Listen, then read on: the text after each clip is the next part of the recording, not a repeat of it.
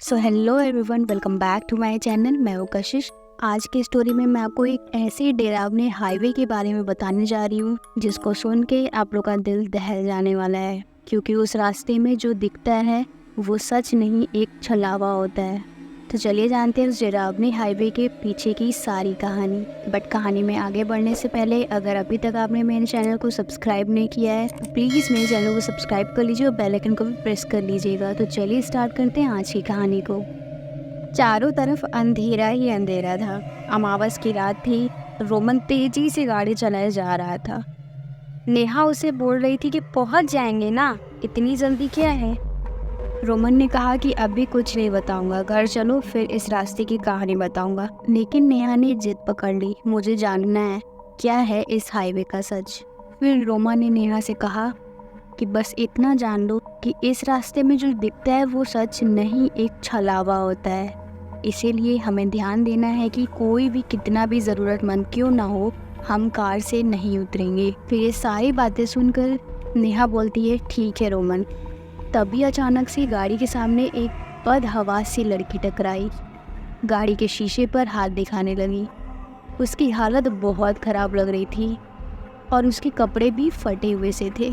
रमन ने नेहा को कहा, ये हमारी आंखों का धोखा है, तुम ध्यान मत दो। नेहा गुस्से में बोली, ये लड़की मुसीबत में है, तुम कैसी बात कर रहे हो। रमन ने नेहा को समझाते हुए कहा, मैं सही कह रहा हूँ, ये लड़की हमारी आंखों का धोखा है, तुम बात को समझो।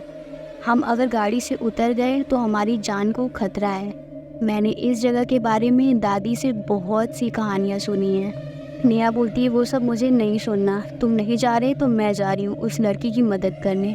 गुस्से में बोलती हुई नेहा गाड़ी से उतर गई। नेहा के गाड़ी से उतरते ही वो जो बदहवासी लड़की थी वो अचानक से गायब हो गई। रोमन ने नेहा से कहा, जल्दी अंदर आ जाओ, लेकिन तब तक नेहा को किसी ने दूर धकेल दिया। फिर रोमन ने आगे देखा तो वो लड़की हंस रही थी खड़ी होकर, और वहाँ ज़मीन पे गिरी हुई नेहा उठ तक नहीं पा रही थी ज़मीन से। और इधर रोमन गाड़ी से निकल नहीं पा रहा था। लग रहा था कि कोई बाहर से गाड़ी को जोर से दबोचा हुआ है। अब रोमन का दिमाग काम नहीं कर रहा था कि वो करे तो कर ही क्या। इधर रोते हुए नेहा रोमन को पुकारे जा रही थी। तभी रोमन को याद आया कि दादी ने उसे बताया था कि जब भी ऐसा कुछ हादसा हो, जब हम कुछ नहीं कर सके तो भगवान को याद करना चाहिए।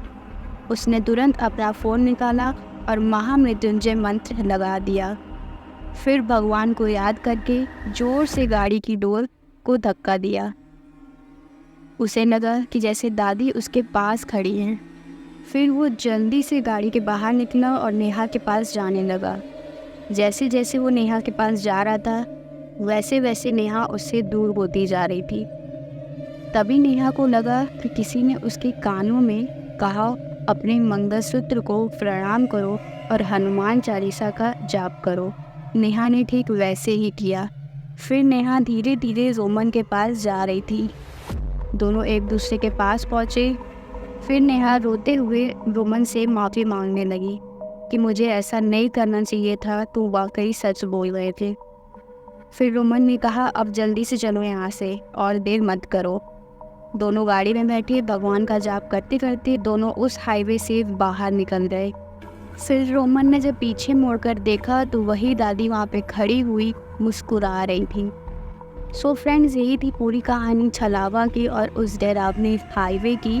आई होप आप लोग को ये स्टोरी पसंद आई होगी। अगर पसंद आई होगी तो मेरे चैनल को सब्सक्राइब और बेल आइकन को प्रेस करना मत भूलिएगा और इस वीडियो को लाइक भी कर दीजिएगा। मिलते हैं अपने ऐसे ही नेक्स्ट हॉरर स्टोरी में, तब तक के लिए अपना ध्यान रखिए।